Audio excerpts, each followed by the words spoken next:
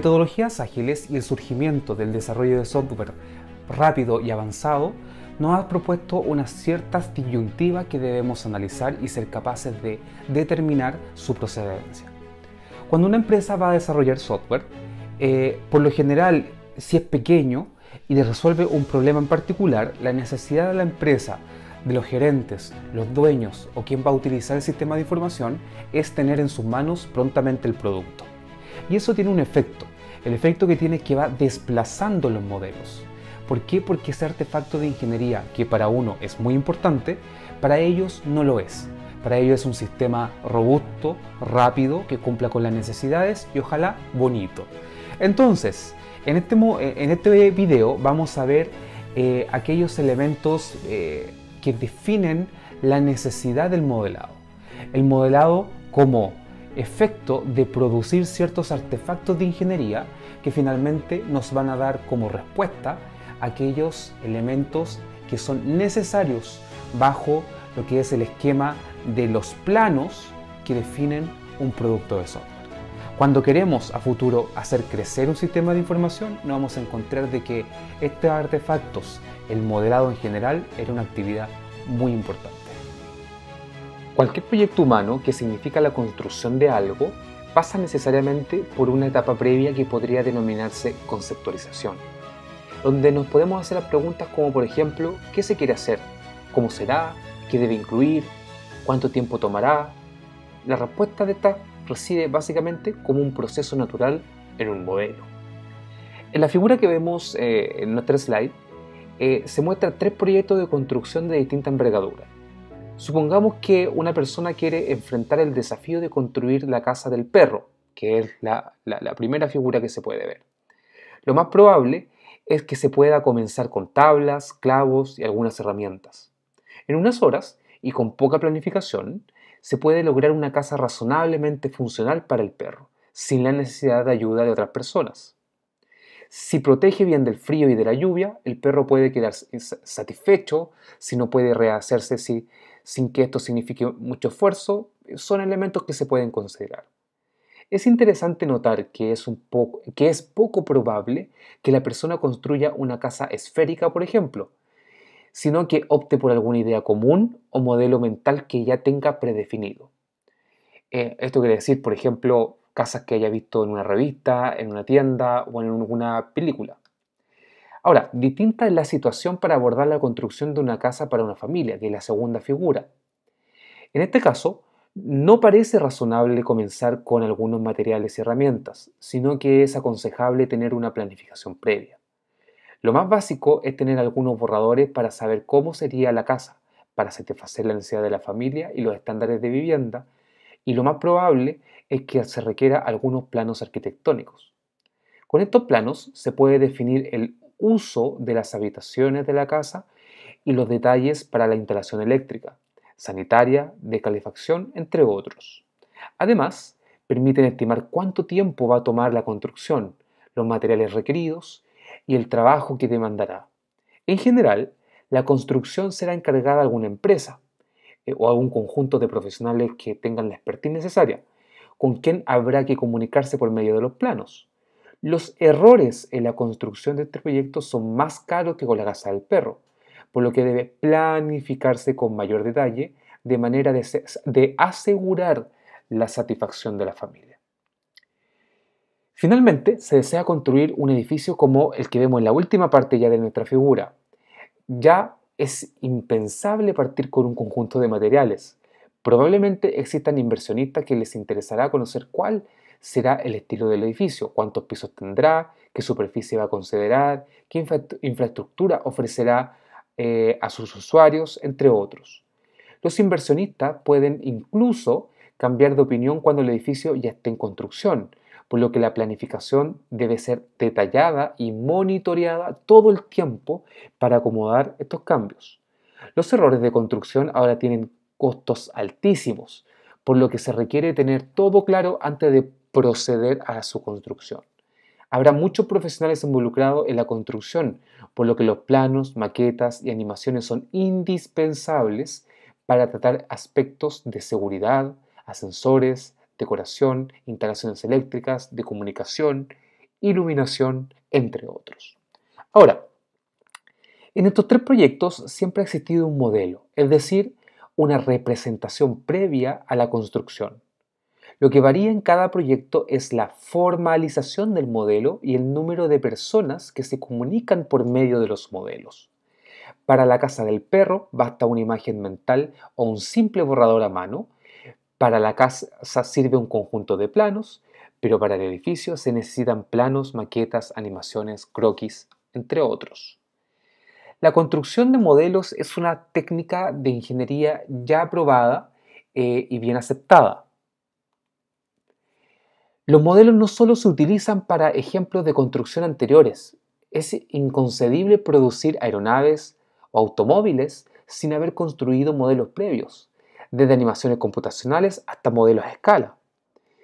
Diseñar un nuevo teléfono celular o un televisor requieren también algún modelado para entender mejor el producto y poder comunicarlo a otros. Entonces la pregunta que nos podemos hacer, ¿por qué modelar sistemas? Para entender mejor el sistema que se requiere desarrollar, se tiene que buscar y lograr lo siguiente. Primero, tenemos que lograr visualizar cómo es un sistema o cómo se espera que sea.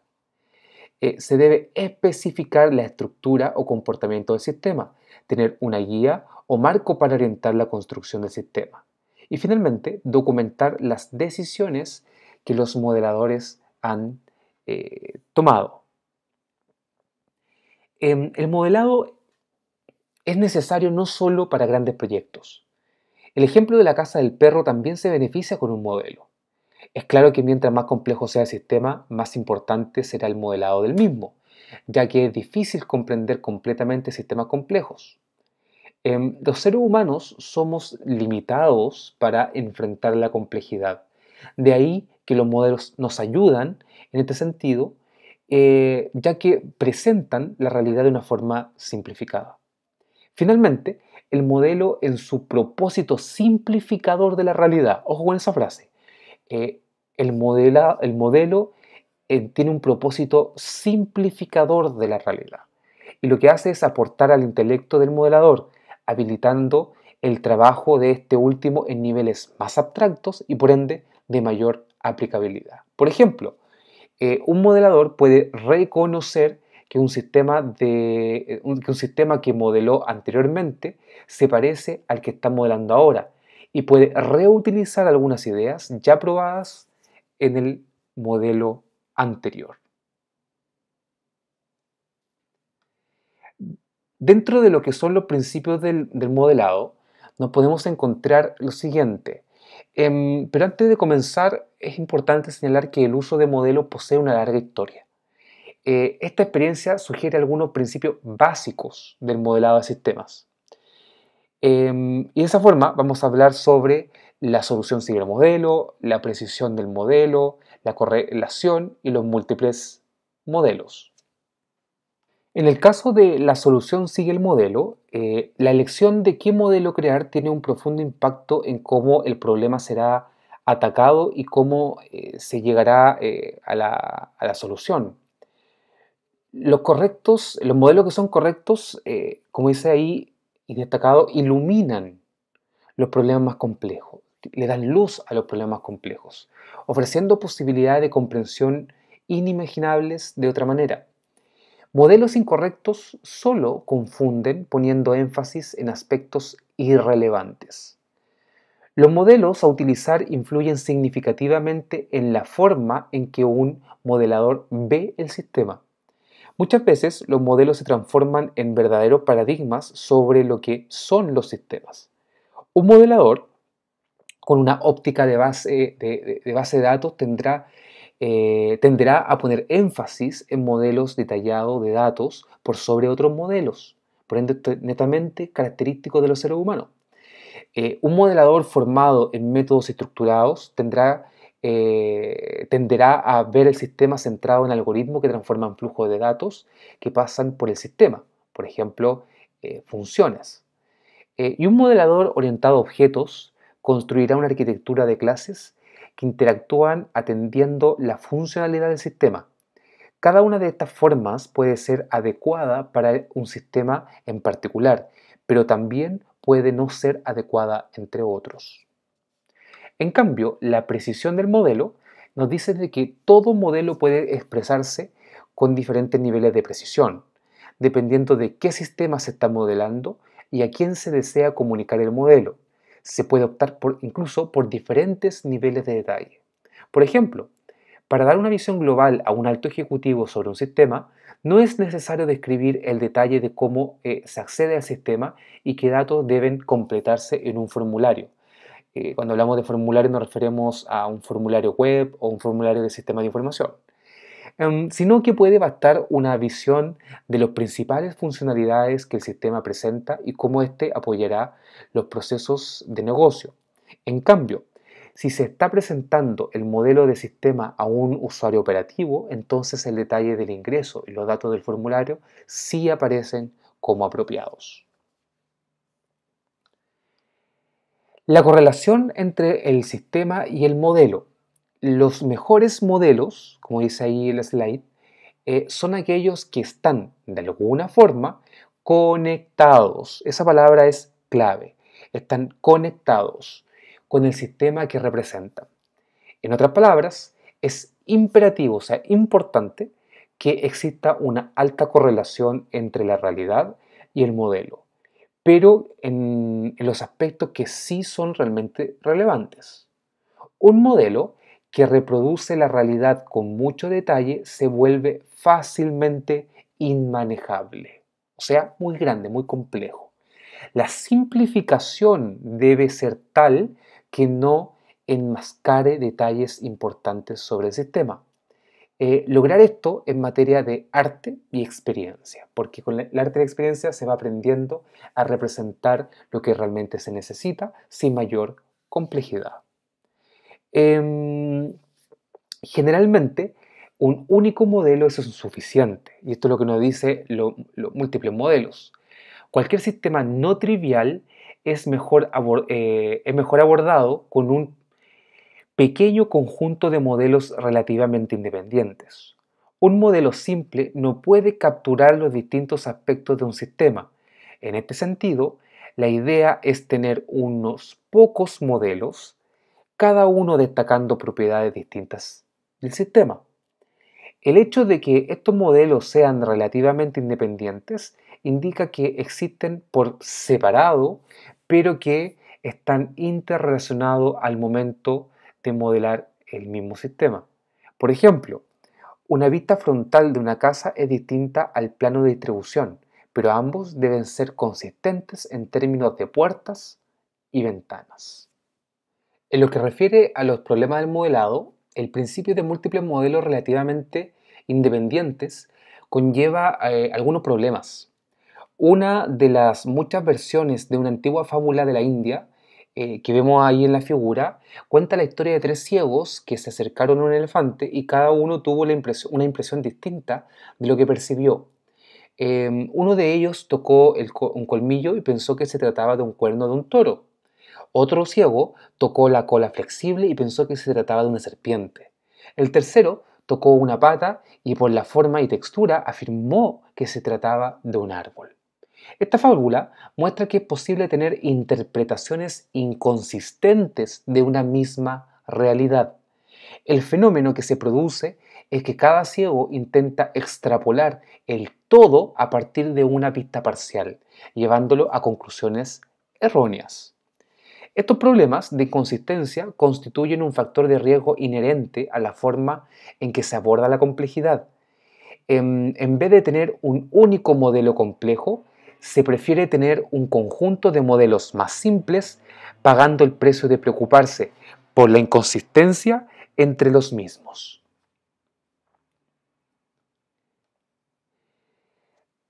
Dos son, dos son las categorías de errores de consistencia que son más comunes. Entre ellas tenemos la definición faltante.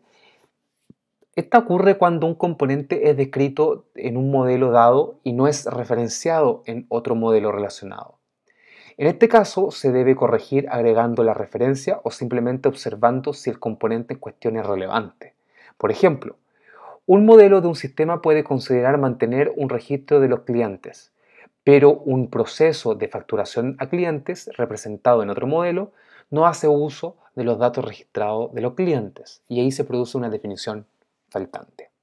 Y la inconsistencia ocurre cuando el mismo componente se describe de dos o más formas diferentes y muchas veces contradictorias. Si A y B son formas distintas que describen un mismo componente, puede ocurrir que la forma A esté correcta y que la forma B esté correcta. Entonces, ¿cómo las dos formas están correctas? Sí. Puede ser que incluso se produzca una síntesis de ambas y esta también sea correcta, porque depende mucho del punto de vista. En el mismo ejemplo anterior, puede ser que el registro de los clientes consigne datos que son distintos a lo que se utilizan para una factura, pero los dos son válidos porque los dos pertenecen a lo que es un cliente. Finalmente, los errores de consistencia que se cometen durante el modelado pueden tener consecuencias graves para las siguientes etapas del desarrollo de un sistema de información. Diversos estudios indican que más de la mitad de los errores cometidos en todo el proyecto de desarrollo informático se originan en el modelado y que el costo de corrección de estos errores supera 2/3 del costo total del proyecto. Hay autores incluso que afirman que esto puede llegar a ser hasta 10 veces más barato corregir un error durante el modelado que más tarde. Esto se produce porque las decisiones sobre el sistema se reflejan en el modelo, el cual es base para su construcción.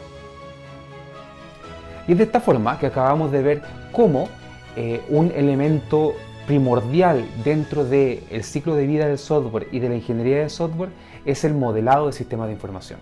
Si nosotros no consideráramos el modelado, estaríamos construyendo un edificio sin planos, por ende, su mantenimiento en el tiempo sería algo muy difícil de realizar y lo más probable es que fuese necesario construirlo de nuevo.